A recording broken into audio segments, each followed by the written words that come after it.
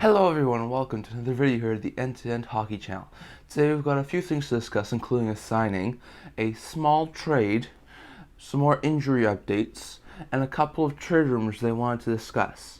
We'll get to all of that coming up right now. Hello and welcome to another video here at the End-to-End Hockey Channel. I'd like to kick things off today with a signing that happened recently. It is that the St. Louis Blues have signed forward Tyler Pitlick to a one-year contract that has a cap hit of $750,000. Now, Pitlick actually went to training camp with the St. Louis Blues. He went to training camp on a PTO, and he tried to turn that professional tryout into an actual NHL contract, but it never worked out, and the Blues ended up releasing him off of the PTO. But the Blues have recently gone to some injury troubles, which we'll talk about later. But because of a few lost bodies and trading Klim Kostin for Simon Rukov before the season started, they needed another depth forward, and Pitlick filled that role well. He was already with the Blues in training camp, so he knows the Blues system pretty well, and he can fit well into the fourth line. He's not the player he used to be. He was a decent third-line winger a few years ago, putting up 20 points, but last year he only got into 39 games and had a goal and 5 points, so he didn't really do much. He was injured a bit for the year, but he was on teams with more younger and better players than him, and he just got boxed out of first Calgary and then Montreal. So Pitlick probably won't play in too many games, but he can be a decent fourth line forward, I think. He should be able to get some time on the penalty kill, probably too. He's a good penalty killer. But I think that this is just to help the Blues cope right now with all of the injury losses that they've had. They've had a few injuries to some key guys. Like I said, they traded Kostin, so they need another good forward who can play fourth line minutes and help them kill penalties. And that's exactly what Pitlick brings to this team. He's already familiar from being in the camp with them, and I think this is a really good signing for the St. Louis Blues. And I think it's really good that Pitlick finally got a contract. Over to the trade that happened recently, and that is a small prospect swap between the Montreal Canadiens and the Chicago Blackhawks. Now, it's not really a big trade. These are two players taken in a 2018 draft who are not really doing well with their current clubs and probably need a fresh start. And that is that the Chicago Blackhawks sent Nicholas Beaudin to the Montreal Canadiens in exchange for Cameron Hillis. Now, Hillis was a third-round pick in 2018 by Montreal Canadiens, and has been mostly an AHL player, playing more in the ECHL the last few years. So he doesn't stand really a great chance of making the NHL in the next few years, but there's still a possibility, I think. He's going to go to a Blackhawks team that doesn't have as much depth in the forward group as the Montreal Canadiens did, and I think he should be able to get a chance in the AHL to show that he can still be a good forward in the AHL at least. I think he's still a few years away from the NHL if he was to still make the NHL, and at the most he's probably a fourth line forward, but he had 9 points in 14 games in the ECHL last year and 9 points in 24 games in the AHL last year, and because of Montreal's slew of injuries last year, he was able to make his NHL debut and play in one NHL game, not producing a point. But I do think that with the lack of forward depth for the Chicago Blackhawks, especially if they end up trading guys like Taves or Kane or Anthony C at the deadline this year, Hillis will be a welcome addition, and at the very least will be able to help the AHL team. As for the Montreal Canadiens, they had a lot of forwards. Hillis was never getting into the lineup with the amount of forwards that the Canadiens had. So using a forward to acquire a defenseman, really a smart move by the Montreal Canadiens. Beaudin, I think, still has NHL potential. I think it may be a little bit smaller now than when he was drafted in the first round in 2018, but I do think that he could still make the NHL. He does have 22 games of NHL experience in his small career, and he does have 6 points. So he hasn't been nowhere productive in the NHL, but it's just been hard for him to get a regular NHL opportunity, especially with the Blackhawks' deep blue line. But he also had 16 points in 66 AHL games. Now, he did go on waivers this past year, and no one ended up playing him, so I think that shows that he's not the young talent that he used to be. But I do still think that if he can showcase himself well and continue to improve, produce, and show in the AHL that he's a good player, he could still get third pair minutes in the NHL. I think he could still be a very consistent third pair player for the Montreal Canadiens. And I think that with a little bit of a weaker blue line, not too much. I mean, they have youngsters like Xhekaj and Harris and Gouli and Miron. So the Canadiens have a lot of young prospects on that blue line. But I do think that in time, if he can show it, that Beaudin could be a good third pair defenseman for the Montreal Canadiens and play some pretty good roles with them. But I think it's just a swap of young prospects. The Blackhawks have a lot of defenders. The Canadiens have a lot of forwards, so they swap to help their more weaker positions and give those young guys fresh starts. And hopefully they can do well, and maybe they can carve themselves out a good bottom-end role in the NHL in time. Now I want to get over to some injury news. There's a few teams right now that are hurting due to injuries. I want to start with the Vancouver Canucks. They are hurting right now on the ice and off the ice with a 0-5-2 start to start the season, but we'll get some more of that in a second. Right now, the Canucks have recently placed Tucker Poolman, a defender, for them on long-term injury reserve, and then star defenseman Quinn Hughes, good top six forward Brock Besser, and decent fourth-line forward Curtis Lazar, all on injury reserve. So Pullman's going to be out for at least 24 days or 10 games due to him being placed in LTIR, and that was a good top six defenseman for the Vancouver Canucks. Pullman is a decent third pair defenseman, probably not top four defenseman anymore, but he could play in decent situations, so losing him for that long, horrible. And then they also have Hughes and Besser, who are huge pieces of this team, and losing them for any amount of games, especially when they're not winning, is going to be a huge blow to this team. And then Lazar is a good fourth-line penalty-killing forward, so having him not in the lineup is also big. Now, Besser, Hughes, Lazar shouldn't be out too long, at least 7 days, maybe a little bit longer, so they won't miss too much substantial time due to injuries, but they will miss the next at least week. And losing Pullman is going to be difficult for this team, as they could definitely use a good defender like him on the third pair. But for now, they're just going to have to roll with it. And with this team going in the direction they're going right now, losing 4 key guys to injury reserve right now is just going to hurt this team even further. Another team who's really banged up right now is the Columbus Blue Jackets. The Blue Jackets have lost defenseman Adam Boqvist and forward Justin Danforth to injury reserve. Danforth seems like he's going to be out for a while, so it's a decent bottom six forward who was playing quite well this year that they're going to lose for a while. They have enough forwards. I think they can make do without Danforth for the time being. But I do think that it does hurt to lose a guy like Danforth, as well as Boqvist. Boqvist is a good top four defenseman, one of their better defensemen on the Blue Jackets. So losing him for any sort of time will definitely be hurting the Jackets. Boqvist is a good offensive defenseman that can put up some good points. I even think he makes a really good pair of Zach Werenski, so losing him is going to be hard. He shouldn't be out too long. He was only placed in IR, so it should only be like 7 to 14 days. But I do think that losing Boqvist for at least any sort of time will definitely hurt the Blue Jackets. As for the Buffalo Sabres, they have had a really good start to the season, but they're now being challenged with a weaker D-core, as Matthias Samuelsson and Henri Jokiharju, 2 top 4 defensemen who have played really well at the start of this season, are both going to miss some time due to injury. Now, Samuelsson has a scary leg injury over the weekend. Apparently it's not as serious as it looked, but he's definitely going to miss at least some time due to injury. So losing a good top 4 defenseman like Samuelsson is going to be horrible. He was actually playing on a pair with Rasmus Dahlin on the top line, so losing him, who was Dahlin's partner, is going to be huge. And then Henri Jokiharju, who was Owen Power's partner for most of this year so far, also out due to injury. I don't think he'll be out as long as Samuelsson, but he will still miss out a little bit of time. So losing 2 key guys to their defense is going to really challenge this young Buffalo Sabres team. They've started out really well, in my opinion. Really good start to the season, but how well will they do with a weaker D-core? We shall see soon enough. And then there are also a few teams in Philadelphia and Boston who are actually getting healthier right now.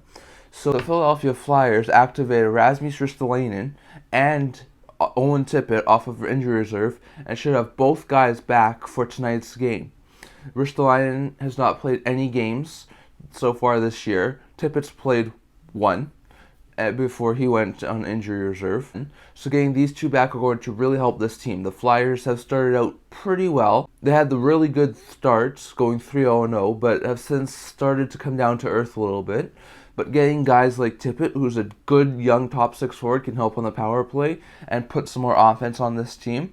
And Rasmus Ristolainen, who was a good pair for Travis Sanheim last year and should once again be a good second pair of defensemen for the Flyers, are going to really help this Flyers team.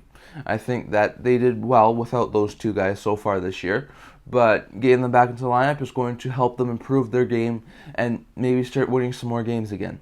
And for the Boston Bruins, they were able to get Matt Grzelcyk back a week ago, which was a lot earlier than I was expecting. They have also activated Brandon Carlo, and he should be coming back to the lineup in today's action. And then even more substantial is that top winger Brad Marchand is also going to be back today from his off-season surgery. Now, I was expecting Grzelcyk early November, so that's not really too surprising that it's late October. A little bit earlier than I expected. But Brad Marchand was going to be out till at least U.S. Thanksgiving, so late November. The fact that he's already back in very late October is absolutely surprising. The Bruins have started 6-1-0 this year, so a lot of people, including myself, thought that with the Bruins' injuries, they would be okay until Marchand gets back. Marchand's back now, and they are one of the best teams in the East. So the Boston Bruins could be surprisingly dangerous. I think I may have underestimated them. But definitely I think that Marchand being injected into the lineup, as well as Brandon Carlo, gives them an almost full lineup, minus Charlie McAvoy, who's still injured. And I think this Bruins team should be lethal and could easily be a playoff contender for this season, I think. So getting Marchand and Carlo back when they're already playing this hot to start the season is going to be great for the Bruins, and they should continue to improve this team. So that's all the injuries I want to get to today. And now to the trade rumor of the video. I want to start things off with two players who I think will be the top players sought after at the trade deadline in the rental market on the defensive end. And that is Shayne Gostisbehere and John Klingberg. Now we do have a couple of other guys like Damon Severson in New Jersey or Matt Dumba in Minnesota who could definitely bring in a nice, decent package if they were traded at the trade deadline. But I think that Gostisbehere and Klingberg will be the most sought after, and I think that Gostisbehere and Klingberg will bring in the biggest return. I think Klingberg has done okay to start his career in Anaheim. He signed a 1-year, $7 million deal in the offseason with the Ducks, and has so far put up 2 points, 2 assists in 7 games with the Ducks. So he hasn't been too productive, but he has looked well in the Anaheim Ducks uniform, and he is a really good top 4 defenseman. I think if the Ducks were to retain half of his salary and bring that cap hit down to 3.5, there would be a lot of teams lining up to try and acquire Klingberg. I think Klingberg could bring in a package of a second-round pick and a decent prospect, or maybe even a first-round pick at the trade deadline. And I think the Ducks could definitely benefit from trading a guy like John Klingberg eventually. I don't think Klingberg's going to be traded anytime soon, but when we get into February, late February, definitely look for Klingberg to be traded. I know that there's still been a lot of talks about maybe the Oilers wanting to acquire Klingberg, maybe a team like the Canucks who are currently really weak at defense, a team who needs a top 4 right-shot defenseman, and probably some points off the defense, could really use a guy like Klingberg. And while I think that a trade will probably happen closer to the trade deadline, a trade could happen earlier. But I do think that Klingberg is going to be a hot commodity come the trade deadline. And another one would definitely be Shayne Gostisbehere. Gostisbehere has definitely been the best of the defensemen who have gone into the final year of their deals. Gostisbehere has 4 goals and 8 points in 6 games for a defender. That is amazing. Gostisbehere is the only rental defenseman who is over a point per game right now and putting up 4 goals in 6 games. I don't think he'll be able to keep up that pace, but that is huge. I mean, most rental defensemen don't even have 2 goals. He's already got 4 in 6. So Gostisbehere looks lethal. He's a force on the power play for the Arizona Coyotes. He's helping them offensively 5-on-5. He's being the old Shayne Gostisbehere, who was a really force to be reckoned with in Philadelphia. I think that Gostisbehere is definitely going to be a very hot commodity. I think same thing with Klingberg, a second and decent prospect or a first-round pick will definitely be the ask of the Arizona Coyotes. And I think a team who is looking for an offensive defenseman and could use a guy like Gostisbehere is going to be really interested. Because if the Yotes even are willing to retain half of his salary and bump the cap hit down to 2.25, that is a really good deal. Getting Gostisbehere 2.25 for what will be the rest of the year. So I think Gostisbehere will definitely be a hot commodity. Will definitely bring in a great return for the Arizona Coyotes and will help with their rebuild. And I think that Gostisbehere and Klingberg will definitely be good trade deadline pieces to watch out for. I think Gostisbehere and Klingberg will bring in decent packages for the Ducks and the Coyotes, either a first-round pick or a second and decent prospect. I think that they will be highly sought after by any of the contending teams who can ask the Arizona Coyotes or the Anaheim Ducks to drop that cap it down by 50%. And I think that these two are also going to get huge deals in the offseason for new contracts. I think both of them will be definitely getting long-term deals. I think Gostisbehere could probably get somewhere between 6 and 7 mil, and Klingberg should be able to get between 7 and 8 mil in the offseason. But definitely keep a lookout on those two guys, and I'd like to know what you think down in the comments. If there are any other rental defensemen besides Klingberg or Gostisbehere who we should be keeping an eye on as we get closer to the trade deadline. Now, the Vancouver Canucks are the next team I want to talk about, and that is because the Vancouver Canucks have been really bad to start the season. They are 0-5-2 right now, the only winless team in the NHL, and they have not looked too good to start the season. The Canucks have found multiple ways to lose, including losing multiple goal leads the first 4 games of the season, and they have not looked good. I expected this team to compete for playoffs and maybe not make it, but definitely be pushing for it, and now they don't look like the team who ran on a run to try and catch to the playoffs last year. Now, there is a possibility that if they can't find their legs and play better hockey, as they could still probably do, and I think they could still be a decent team, but if they can't find their legs, they could try and be a bottom dweller this year, because the top end of this year's NHL entry draft is Connor Bedard. Bedard is a phenomenal talent who will be definitely the first overall pick in my opinion, but also he's from British Columbia, so Vancouver is his hometown team. So to see him go to Vancouver would actually be quite nice and a very good homecoming for Bedard. And getting a top-end talent like Bedard for the Canucks would be huge. But this may end up spelling their road to a rebuild. I think that this team has had 2 bad starts consecutively. They had a bad start last year before they fired their head coach, and now they're having another bad start this year. They sort of look to me, at least like last year's Chicago Blackhawks team, where they improved a lot in the offseason after just missing out on the playoffs, and then they came into the next year and they fell flat. And now look where the Blackhawks are, one of the rebuilding teams of the NHL. So I do think that the Canucks could be headed towards a rebuild. It's possible. I'm not going to say it's a guarantee right now. Anything can happen, but I do think it's a possibility. And if they were to go down the road of a rebuild, I would expect some guys, at least this year, to be moved. Probably starting with UFA Bo Horvat. He doesn't have a contract, and I know he's a fan favorite and really does want to stay with the Canucks. But if the Canucks already have JT Miller locked up who can play center, and they don't really have much cap space to fit Bo Horvat in, it may make sense to just trade him at the trade deadline as a UFA. I do still think he could re-sign, but if they were going to go down the road of a rebuild, then I think trading Horvat, it would be a smart move to try and get some assets for the future. I think a couple other guys who could be gone would be Connor Garland. He's been discussed a lot this offseason as being possibly traded, and I think Garland could bring in a decent package still. He's a good top 9 forward. Tanner Pearson, they may have to retain some salary to move a guy like Pearson, but he's a decent bottom 6 forward who I think there could be a fit on some team for Pearson.